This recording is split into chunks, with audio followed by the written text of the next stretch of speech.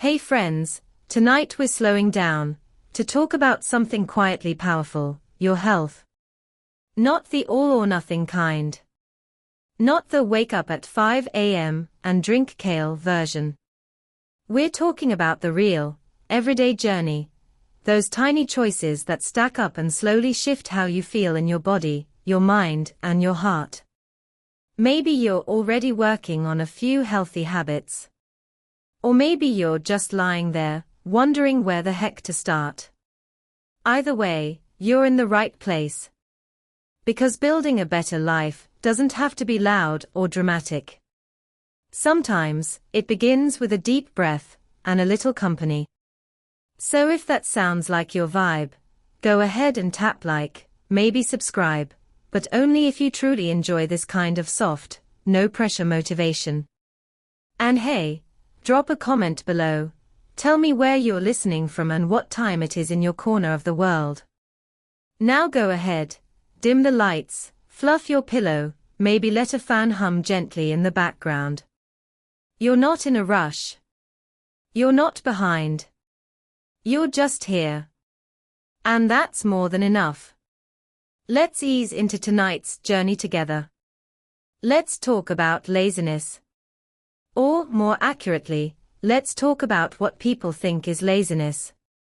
You know the feeling. You've got your to-do list, your planner, maybe even a brand new wellness journal with those cute little hydration stickers.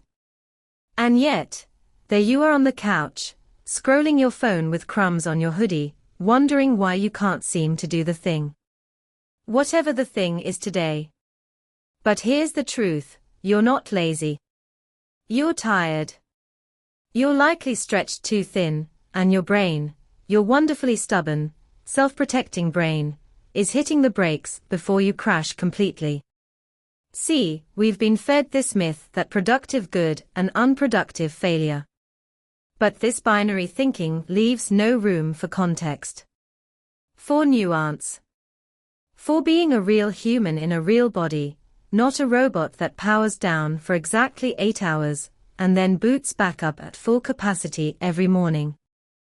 Sometimes what feels like laziness is really just capacity management. You can't run at full speed all the time. Even Olympic sprinters only sprint for about 10 seconds. The rest is recovery, strategy, and focused training. Imagine calling them lazy, because they're not running all day. And yet, we do that to ourselves constantly. The mainstream health fact here. Chronic stress is directly linked to higher levels of cortisol, which over time, can mess with your immune system, sleep, digestion, and even memory. So when you take a lazy day, you're potentially lowering that cortisol load. That's not slacking off, that's healing. Now here's a weirder tidbit for you. In some Eastern European cultures, there's a term for lying on the couch all day doing nothing, dolce far niente, which means the sweetness of doing nothing. It's a celebrated part of life, not something to feel ashamed of. Imagine that, a whole vibe built around stillness. Yet in most of our lives, even when you rest, you're probably judging yourself for it. You're still scrolling, still comparing. Still half expecting yourself to suddenly get up and go conquer your inbox. But when you do that, the rest doesn't stick. It doesn't count. Because you haven't actually let go. So here's a gentle challenge. The next time you find yourself lying in bed with zero motivation, don't panic. Don't immediately try to snap out of it. Instead, get curious. Ask, what's my body trying to tell me right now? Not what's wrong with me, but what's this feeling for? Experts still argue whether procrastination is purely behavioral or emotionally rooted in deeper mental fatigue. But what they do agree on is that guilt never works as a motivator. Guilt just sinks the energy you do have into a pit, and good luck climbing out of that with sheer willpower. It's time to reframe your so-called lazy days. Instead of seeing them as backslides, treat them as pit stops. Picture a Formula One race car pulling into the pit. Tires get changed. Fuel gets topped up. No one's yelling, "Why aren't you on the track right now?" Because we all know, if the car doesn't stop, it breaks. You're the car. And the driver. And the pit crew. Which, honestly, is kind of unfair. So yeah, you need rest days. And sometimes, those rest days won't be neatly scheduled into your calendar. They'll just arrive, unexpected and urgent, like your body pulling the emergency brake. That's okay. If you're struggling to accept your slower moments, try thinking of them as integration time. This is a concept that pops up in meditation and therapy circles, where after a big insight, or period of growth, you need time to let it settle in.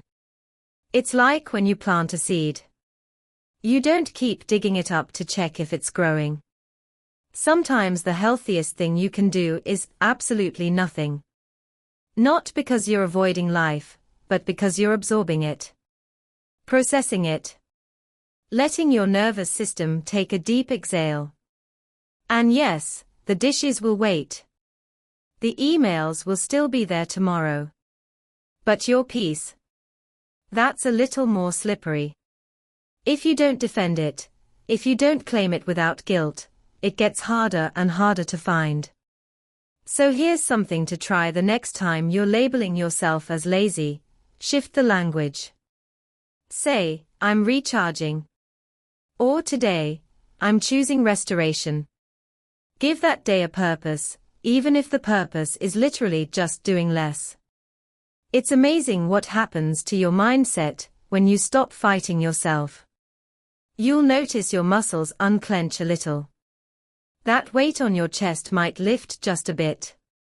Maybe you'll even laugh when you realize how hard you've been working not to rest. Because, yeah, it's work to avoid rest, too. So, remember when we talked about the emergency brake? How sometimes your body slams it down without warning. Yeah, this is the part where we start to unpack why that happens.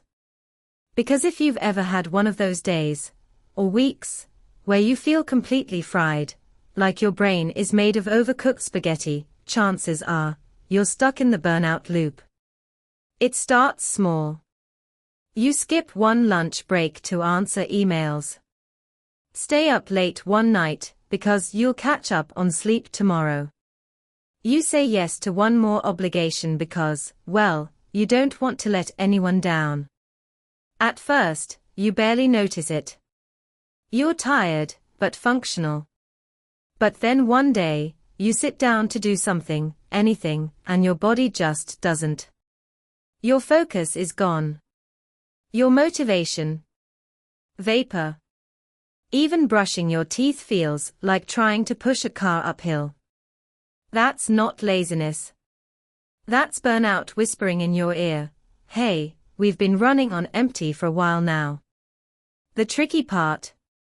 Burnout doesn't show up with flashing lights and a siren. It's sneaky. It starts with a low hum, fatigue that doesn't go away after one night of sleep. A short temper. Brain fog. You lose interest in things that used to excite you. Your morning routine becomes optional. Then forgettable. Then non-existent. And if you're the kind of person who prides themselves on being the reliable one, burnout loves to latch on even tighter. Because the more you push through, the deeper it digs in. Here's your mainstream health fact. Research shows that chronic burnout is associated with reduced activity in the prefrontal cortex, the part of your brain responsible for decision-making, memory, and emotional regulation. That's why everything feels harder. Your brain's not broken. It's trying to protect you from too much. Now, I know what you might be thinking.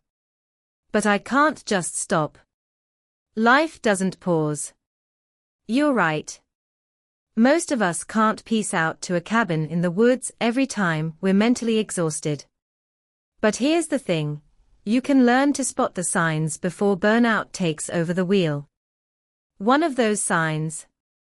That quiet craving for stillness. You know, when everything in you wants to cancel your plans and lie under a weighted blanket. That's your nervous system asking for a break. Not because you're weak, but because your internal battery is running low, and there's no external charger that's going to fix it. Now for the quirky tidbit. There's an Icelandic word, gluggaver, which translates to window weather. It's used when the weather looks beautiful from inside, but is actually freezing or brutal outside. Kind of like burnout. From the outside, everything looks fine. You're functioning. Smiling. Responding to texts. But inside, a storm's been brewing for weeks. And yet, people around you might not even notice. You've gotten so good at masking fatigue that even you forget how long you've been running on fumes. Until one day, your body goes, nope. And the loop resets: guilt, frustration, overcompensation, more exhaustion. Experts still argue whether burnout is purely physiological, or if it's more about emotional disconnect, feeling like what you do doesn't matter, or isn't enough. But either way, the solution isn't pushing harder. It's learning to build in buffers. Think of it like this: your day needs emotional air pockets. Not just one lunch break or one weekend. You need small, breathable moments built into your week, mini-pit stops that don't require a breakdown to justify them. What does that look like in real life? Sometimes, it means saying no to things you technically could do. It means closing the laptop at 6 p.m., even if your inbox isn't at 0. It means letting yourself rest before your body begs you to. But here's the annoying part: rest, when you're used to hustle, feels uncomfortable. It feels wrong. Like you're missing something. You sit down with a cup of tea and your brain starts offering up a to-do list like, hey, what about that thing you forgot to feel guilty about? This is the moment where you gently, but firmly, say no. You're rewiring your nervous system. That twitchy need to earn rest. That's just a program you picked up somewhere, not a rule you have to follow. It's also the moment you start building a habit of repair. Not just reacting to stress, but actively choosing recovery. That might look like taking a walk without turning it into a step count competition. Or letting yourself nap without calling it unproductive. Or simply sitting still for 10 minutes without doom scrolling your way through it. I know. Radical. And here's a little reminder: your value isn't based on how much you get done in a day. You're not a spreadsheet. You're not a calendar invite. You're a living, breathing human being who needs care, even on the days when the world says, keep going. So when you feel yourself slipping into that burnout loop again, pause. Not in panic. Not in shame. Just with awareness. Acknowledge it. Offer yourself compassion instead of criticism. That simple shift in mindset. It can break the loop before it breaks you. Because let's face it, no one wins the prize for most burned out. You don't need to earn your rest. You just need to honor it. Think of it like this: your day needs emotional air pockets. Not just one lunch break or one weekend. You need small, breathable moments built into your week, mini-pit stops that don't require a breakdown to justify them. What does that look like in real life? Sometimes, it means saying no to things you technically could do. It means closing the laptop at 6 p.m., even if your inbox isn't at 0. It means letting yourself rest before your body begs you to. So here you are, starting to notice the loop. Maybe for the first time. Maybe for the fifth. Doesn't matter. What matters now is the question, what do you do next? Because here's the twist that most people miss. Rest isn't the opposite of productivity. It's the missing piece. It's the foundation you forgot you were standing on, until it cracked beneath your feet. You've been taught that working hard is noble. That busyness equals purpose. That if you just grind harder, things will eventually get easier. But what if that equation is flawed? What if the very thing you're skipping, rest, recovery, softness, is the secret ingredient you need to stay motivated in the long run? Let's look at the real enemy of productivity, exhaustion. Not laziness. Not distraction. Exhaustion. That heavy, slow drip kind that builds over time and robs you of creativity, joy, and energy. It doesn't yell. It leaks. Quietly. And eventually, you stop doing the things that once felt good. You stop moving your body because it feels like a chore. You stop cooking because even boiling water feels like too much. You stop reaching out to friends. You stop dreaming. When you're exhausted, your world shrinks. Here's a mainstream fact. Studies show that mental fatigue, especially the kind caused by multitasking and lack of sleep, directly affects your ability to make decisions and complete even simple tasks. That's why you stare at your laundry pile like it's a mountain. Your brain's trying to protect itself from even more input. Now, here's where things get sneakily brilliant. Your brain wants to feel productive. It gets a dopamine hit from achievement, from task completion, from momentum. But it doesn't know the difference between big wins and small ones. Which means, you can actually hack that system in your favor. And yes, this is where we get a little playful. Enter the fake productivity ritual. Light a candle. Put on music that makes you feel like the main character. Wipe one counter. Fold one towel. Unclench your jaw. Boom, your brain gets a win. And when it gets that win, it's more likely to give you the motivation to do the next thing. Think of it as inertia, but for your nervous system. But here's the kicker. If you skip the rest part, if you just charge ahead, stacking fake motivation on top of empty energy, it crumbles fast. That's why you end up with bursts of hyperproductivity followed by 3 days of numb scrolling. You're running on fumes and wondering why the engine sputters. You need real recovery time. Not just breaks. Ritualized rest. Now for something quirky. In Scandinavian cultures, there's a concept called friluftsliv, which roughly translates to open-air living. It's the practice of spending time outdoors not to achieve something, no goals, no hiking challenges, just being in nature for the sake of being. That's it. Trees, silence, breath. A reset button. When's the last time you did something with no outcome in mind? Not to get a photo. Not to tell a story. Not to check a box. Just for you. You see, the most dangerous myth about motivation is that it comes first. That you need to feel like doing something before you do it. But experts still argue whether motivation is actually a cause or a consequence. Meaning, maybe you don't wait for it. Maybe you build it by gently nudging yourself toward the smallest possible version of action. Watering one plant. Putting on fresh socks. Opening a window. That's momentum. That's the spark. The problem is, most people try to fix their burnout by overhauling their life. New planners. New schedules. Full detox routines.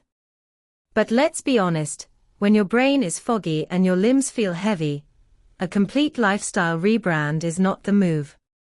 What is the move? Start with what already exists. Find softness inside the systems you already have. If you're brushing your teeth, add a 2-minute stretch afterward. If you're scrolling in bed, swap 5 minutes of that for music that soothes you. Don't create a new mountain to climb. Find the path of least resistance and make it work for you. This isn't about tricking yourself into being productive. It's about redefining what productivity even means. Maybe it's not crossing 10 things off a list. Maybe it's remembering to drink water. Or saying no to that one invite you knew would drain you. Or letting yourself nap, without guilt, for the first time in weeks. If your body could talk, it would probably say, please stop trying to earn rest with burnout. Stop using exhaustion as proof of your worth. Because your worth, yeah, it's already there. Fully intact. Whether you're going 100 miles an hour or lying flat in bed, watching the ceiling fan spin. So the next time your inner critic starts up, you know, that voice that says, you haven't done enough today. I want you to do something radical, thank it. Genuinely. That voice was probably born during a time when being useful felt like the only way to feel safe. It was a survival tool. It helped you then. But now, you get to choose something different. Something softer. You get to choose a version of productivity that includes rest. That honors it.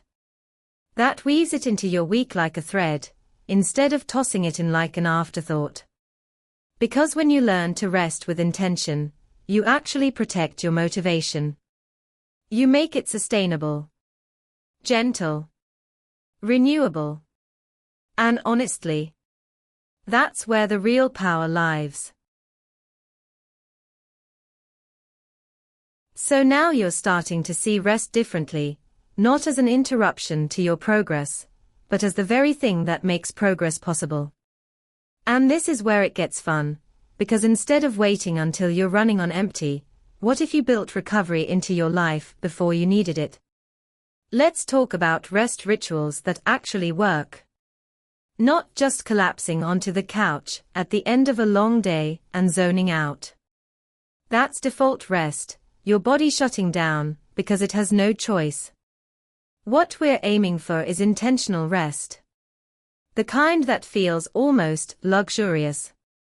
Like giving your nervous system a spa day. The trick? Start small. Start so small, your brain doesn't register it as a change. Just a slight shift. A pause here. A breath there. Picture this, it's evening. You light a candle, not because you're doing anything fancy, but just because the glow feels nice. You put your phone on the other side of the room. You play music that makes your shoulders drop without even realizing it. Maybe you sit on the floor instead of the couch, stretch out your back a little, sip something warm. Congratulations! You're in ritual mode. And here's your mainstream health fact.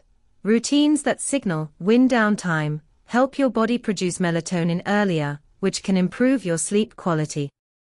Even small cues, like dimming lights or using a consistent scent, can start to retrain your circadian rhythm to relax on cue. Now, you might be thinking, that sounds great in theory, but I'm not exactly a bubble bath person. Cool. You don't need a Pinterest perfect night routine. You just need signals. Anchors. Gentle cues to your brain that say, it's okay to rest now. Let me introduce you to one of my favorite underused techniques, transitional moments. These are tiny bridges between parts of your day. For example, after you close your laptop, take 5 minutes to do absolutely nothing. Just sit. Let your brain switch gears. No podcast. No social scroll. Just a reset breath. Another one. Change your clothes when you're done working, even if you're working from home.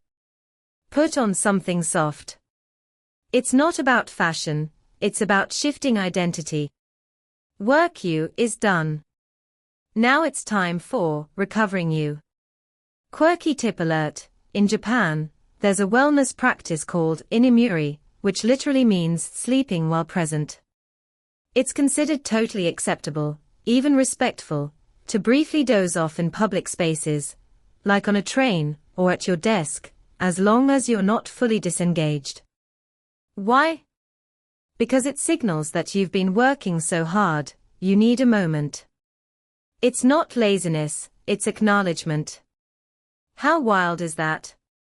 Inimuri reframes quick rest as a badge of dedication, not failure. Imagine if we adopted that mindset. That rest isn't what you do after you've fallen apart, but what you do to prevent the falling apart. Experts still debate whether rituals are effective because of their practical actions, or because of the meaning we assign to them. But what they do agree on is that consistency creates safety. And safety is what your body craves when it's been in go mode too long. So what could a personalized rest ritual look like for you? Maybe it's journaling for 5 minutes with no goal, just brain dump and release. Maybe it's playing a song you loved in high school, something silly and nostalgic. Maybe it's lying flat on the floor and staring at the ceiling like a cat who pays no rent. Highly recommended, by the way. The key is intentionality. Rest that feels chosen, not forced. And this isn't just about night routines, either. Midday rest matters just as much. So let's talk lunch breaks. Do you even take them anymore? Or are you one of the many people who eats over their keyboard, pretending it's fine? Look, even if it's just stepping outside for 3 minutes and feeling the sun hit your skin, that's a moment of reset. That's a ritual. That's your brain and body syncing back up. Because remember, your mind may still be racing, but your body is keeping score. If you ignore the cues, tight shoulders, eye strain, shallow breathing, it starts to signal louder and louder until it screams. What if, instead of waiting for that, you just listened early? What if your ritual was something as tiny as setting an alarm to stop working at the same time each day? Not a schedule for efficiency, but a boundary for peace. And don't worry if you mess up. This isn't about perfection. Rituals are like muscles, you build them slowly, one gentle repetition at a time. Forget a day. That's okay. What matters is the return. What happens, over time, is subtle but powerful. Your baseline starts to change. You don't get as drained as quickly. You start recognizing the early signs of depletion. You recover faster.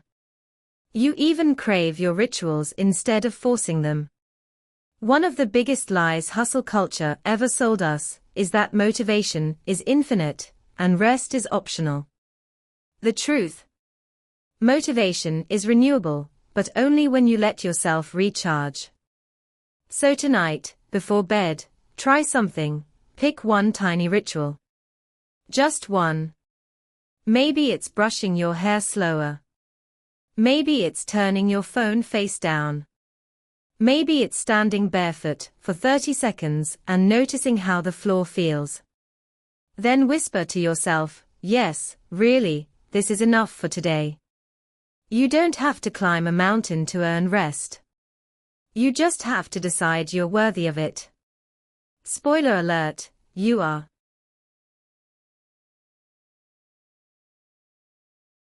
Alright.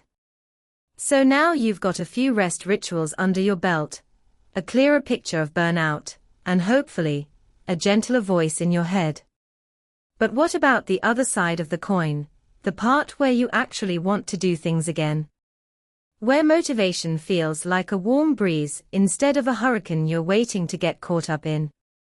Let's talk about re-entry. That slow, wobbly phase where you're coming out of a slump, trying to reconnect with your goals, but everything still feels a little heavy. It's like waking up after sleeping too long. You know you've rested. You know it was good for you. But your limbs are stiff, your brain's foggy, and everything moves just a beat slower. That's totally normal. Motivation doesn't snap back like a rubber band, it unfolds. Here's the key to navigating this phase. Don't start with pressure. Start with curiosity. Not what should I be doing, but what feels good to try today. Because guess what? The fastest way to kill returning motivation is to smother it with expectations. That I've got to make up for lost time energy.